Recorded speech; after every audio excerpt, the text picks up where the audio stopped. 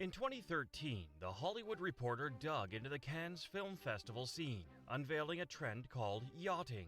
They found that during the festival, loads of models and Hollywood stars gathered at hotels and yacht parties. Imagine 30 to 40 super fancy yachts, each owned by a super rich person. A guy named Eli Nahas spilled more details. He used to run a modeling agency and later got in trouble for supplying over 50 women to wealthy Middle Eastern clients during the festival. Apparently, every yacht had around 10 girls, often in minimal clothing. These girls were known as yacht girls. Now, here's where it gets tricky. They blurred the lines between partying and something more. The deal was, if these girls were on the boat, they were expected to do some favors for the host.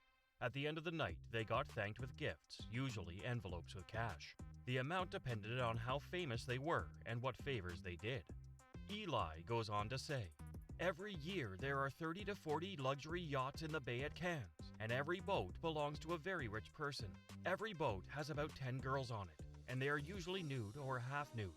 These women are referred to as yacht girls, and they blur the lines between partygoers and escorts, as the general agreement between them and the host of the boat is that, by coming aboard, they are expected to carry out favors. But at the end of the night, they are all gifted envelopes full of varying amounts of money. The amount of cash they receive is based upon their celebrity status and what favors they carried out over the course of the evening." In 2021, Emily Ratajkowski shared in her book My Body about getting caught up in the beauty expectations set by powerful men. She talked about her yacht experiences, sparking speculation about Bella Hadid and Hailey Bieber. Emily posted videos of them dancing on a yacht at the Cannes Film Festival, known for such yacht scenes. In Emily Ratajkowski's book, she mentions yachting with a guy named Joe Law, a Malaysian businessman, now on the run for allegedly embezzling billions. Emily's revelation led people to connect Joe Law with other possible yacht girls. In 2010, photos showed him partying with Paris Hilton, and in 2019, reports suggested Kylie Jenner celebrated her 22nd birthday on Joe Law's yacht. This aligns with a 2015 blind item about Kris Jenner and Kylie. The 2015 piece hints at dark dealings, claiming Kris is coaching Kylie, not in normal pursuits, but in the art of persuasion for yachting, a term associated with something even more sinister. Shockingly, it implies Kris is essentially promoting her own underage daughter for such services. Can you believe it? The item suggests Kylie, despite her age, is already earning more due to fame and youth. This alleged situation becomes even more disturbing considering it supposedly occurred while filming Keeping Up with the Kardashians. The claim aligns with the family's public image, as portrayed by the media, particularly by the Daily Mail. While these claims are unsettling, it is extremely scary to think these are true. To even imagine your favorite celebrities doing these things for money and fame, wouldn't you be shocked? Kris Jenner, in the context of filming Keeping Up with the Kardashians, is said to have given her young daughter, who was below 18 at the time, an advantage in her career due to fame and youth.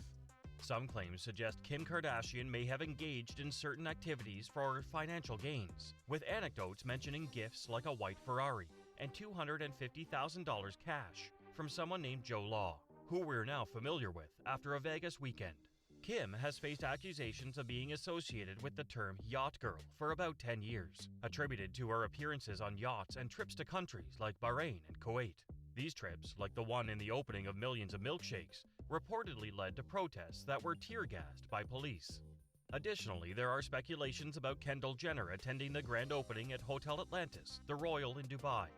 Some people suggest that these public appearances might be a cover for undisclosed activities. The details are a bit scattered, but they revolve around financial benefits, extravagant gifts, and suspicions tied to the Kardashian family members. A TikTok user and hobbyist lip reader would share what Kendall was saying in the clip. "My first few times were horrible. Horrible. This is so fun." Some people interpreted the clip featuring Kendall Jenner talking about her experiences in Dubai as possibly negative. This speculation arose especially after a story about a Dubai porta potty went viral. The porta potty story involves wealthy men flying out young women to Dubai and allegedly paying them for unusual activities, which included the most disgusting of things. In a separate context, rumors about Meghan Markle being a yacht girl have circulated since the early 2010s. Some even speculated that this might be how she met Prince Harry. Meghan was previously a deal-or-no-deal suitcase holder, and her transition to marrying into the royal family raised questions. According to a blind item from 3 Days, 3 Nights, they suggest that when a B-list actress shares revealing photos on social media, it might be a sign that she's available for weekend yacht parties, typically priced around $30,000. There's also speculation surrounding the water company 138 Water, with claims that it could be a front for offering high-end escorting services to the wealthy. According to this theory, the fashion water company, allegedly run by a questionable paparazzi agent, supposedly uses bottled water ads as a cover for a catalog to promote available girls.